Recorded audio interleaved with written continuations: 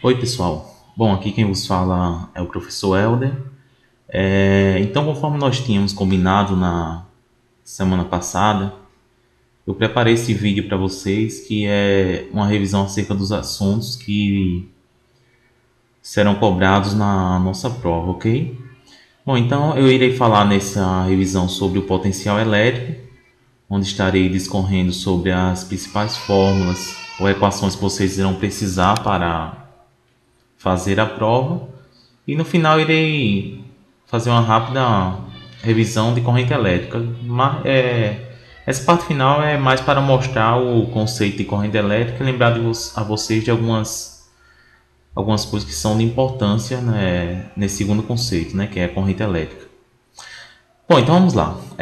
Em primeiro lugar, eu só gostaria de lembrar vocês o conceito do potencial elétrico, que a gente define o potencial como uma energia potencial elétrica armazenada por unidade de carga posicionada num dado ponto. Então, ou seja, em cada ponto ao redor de uma partícula carregada, nós temos um potencial elétrico associado ao ponto. Isso significa que a energia armazenada naquele ponto, quando eu colocar uma carga naquele ponto, pode ser calculada desta maneira. A gente lembra que o potencial elétrico é a razão entre a energia potencial elétrica e a carga Q. Aqui mais abaixo eu associo cada uma dessas letras aqui, ou dessas grandezas aqui, o seu nome, né? No caso, EP seria energia potencial elétrica, que é dada em Joule. Q é a carga elétrica, carga de prova, ok? E V é o nosso potencial elétrico. Lembrando que, como a energia potencial é dada em Joule e a carga é dada em Coulomb, então a unidade no Sistema Internacional de potencial elétrico seria Joule por Coulomb ou Volt. Então, a unidade no Sistema Internacional de potencial seria o Volt, ok? Bom, e para finalizar, quando é que nós usaremos esta equação? A equação 1. Note que eu estou aqui enumerando cada uma das equações. No final eu irei fazer uma revisão geral mostrando quais são, ou enumerando cada uma das equações, ok? Bom, então quando é que eu uso esta equação? Então considere esse exemplo aqui que eu chamei de exemplo 1. Calcule o potencial elétrico no ponto P, se a energia potencial elétrica armazenada neste ponto, né, no ponto P, por uma carga de prova Q igual a 3 vezes 10 a menos 6 Coulomb, eu posso chamar isso aqui também de 3 microcoulomb, então, tenho três exemplos aqui diferentes, né? Na letra A, você tem energia armazenada igual a 9 Joule. Na letra B, 21. Na letra C, 36 Joule. Então, na letra A, eu posso calcular o potencial elétrico, como eu falei no slide anterior, com uma razão entre a energia potencial e a carga Q. Quando eu divido um por outro, aí lembrando que quando nós temos uma operação de números com potência, sempre a mesma coisa que eu repito em sala de aula. Eu junto número com número, e como a potência está sozinha, não preciso resolver ela. Tá? Então 9 dividido por 3 dá 3. E o 10 a menos 6, noto que ele está no denominador, está embaixo aqui na fração. Então quando eu subo esta potência, o sinal de menos desaparece. Eu troco o sinal. Então a resposta seria que o potencial elétrico é igual a 3 vezes 10 elevado a sexta volts. Note que se eu pegar aqui a letra B, o resultado é bem parecido. A receita, podemos dizer assim, os passos que você segue para resolver é sempre o mesmo, né? Divide a energia potencial pela carga e dá esse valor aqui, 7 vezes 10 elevado a sexta volts. Aí eu deixei a letra C para vocês fazerem aí, brincar, é bem simples. Só dividir 36 por 3, vai dar 12 vezes 10 a sexta. Então façam aí para praticar, ok? Bom, o segundo exemplo que eu gostaria que vocês vissem era esse aqui. Determina a energia potencial elétrica de uma carga elétrica Q igual a menos 6 vezes 10 a menos 6 Coulomb, colocada no ponto P, cujo potencial elétrico é este valor, 2 vezes 10 a quarta volts. Então, note que neste caso aqui já é dada a carga e o potencial elétrico. E pede para você calcular a energia potencial elétrica, que é o EP. Então, pegando a nossa formulazinha aqui, note que eu já tenho os valores de V e da carga Q. Então eu só faço substituir aqui, ó, e depois eu faço meio pelos extremos. Note que nesse caso, a partir daqui eu não preciso estar colocando módulo de carga, módulo de potencial, não. Porque nesses casos aqui são quantidades que podem ter valores negativos, tá? Então quando eu multiplico aqui 2 vezes 6 dá 12. O sinal de menos aqui, quando eu faço mais com menos, dá menos. Vezes 10 elevado a 4 menos 6, né? Note que multiplicação de potência de mesma base, eu conservo a base, somo os expoentes. 4 mais menos 6 dá 4 menos 6. Então, por fim, a energia potencial seria menos 12 vezes 10 a menos 2. E eu ando duas casas decimais aqui para a esquerda. Ando a vírgula para a esquerda aqui, duas casas, e some essa potência aqui. E ficaria menos 0,12 Joule. Ok?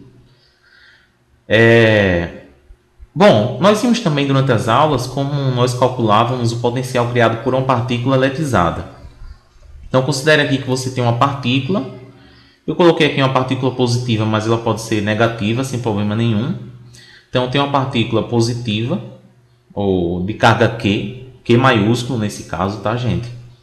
Que está separada do ponto P por uma distância D.